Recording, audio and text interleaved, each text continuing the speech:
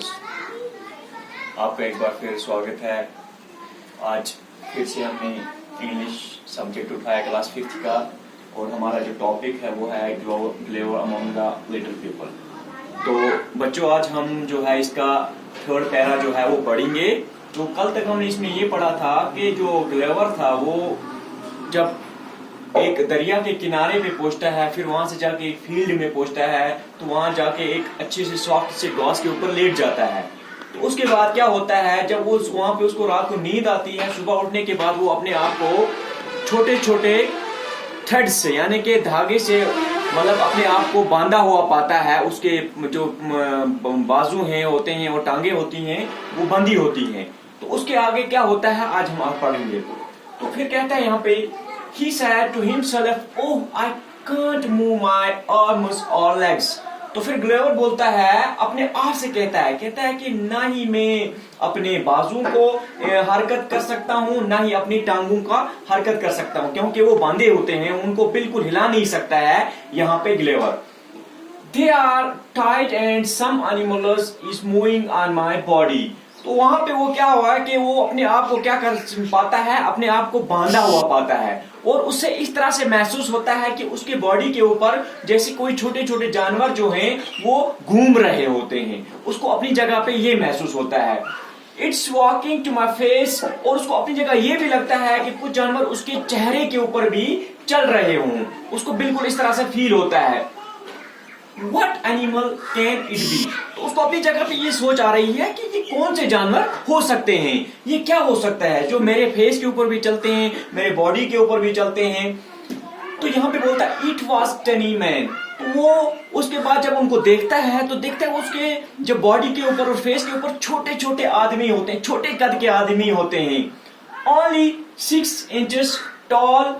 In a short time there were dozen of little men on Glover's body and there were many around him. तो उसके बाद क्या देखता है, बिल्कुल छोटे छोटे 6 इंच के आदमी, 6 इंच के आदमी और बिल्कुल छोटे होते हैं। Tall in a short time there were, और उसके बाद क्या होता है, जब वो देखते हैं अपनी बॉडी के ऊपर दर्जनों के हिसाब से वो छोटे छोटे जो होते हैं वो ग्लेवर जो है उसके बॉडी के इर्द गिर्द होते हैं। And there were many around him, तो उसके इर्द गिर्द उस बॉडी उसके ग्लेवर के बॉडी के इर्द गिर्द होते हैं।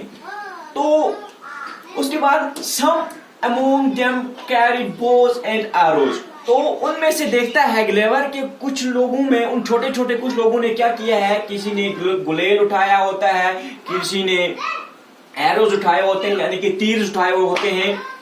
Gulliver was in Lilliput the country of tiny man. तो उसके बाद क्या होता है, ग्लेवर को अपनी जगह में समझ आती है कि मैं जो हूं, मैं इन लिलीपुट्स के बीच में फंस चुका हूं। और वो लिलीपुट कौन होते हैं, the country of tiny man, यानी कि वो जो छोटे कद के इंसान होते हैं वहां पे ये उस जगह पे जाके पहुंचा होता है। He wanted to get up, he said to himself. वो चाहता है अपने आप को ऊपर खड़ा करने की कोशिश करता है। He said to himself, वो अपने आप से कहता है कि मैं ऊपर उठूं। The strings are not thicker than threads. तो और वो जो होते हैं, वो जो वहां पे उसको वो लगा होता है ऊपर, वो रस्सी की तरह जो लगी होती है धागे, वो इतने ज्यादा मोटी नहीं होती हैं। उसको अपनी जगह पे ये एहसास होता है कि ये इतनी मोटी नहीं है, उसको ऐसा लग रहा है जैसे बिल्कुल धागे इतनी उनकी जो होती है उसकी थिकनेस होती है। I can easily break them and free myself. और उसको अपनी जगह पे ये भी लगता है कि मैं इनको बिल्कुल आराम से तोड़ सकता हूं और अपने आप को बिल्कुल मैं आजाद कर सकता हूं।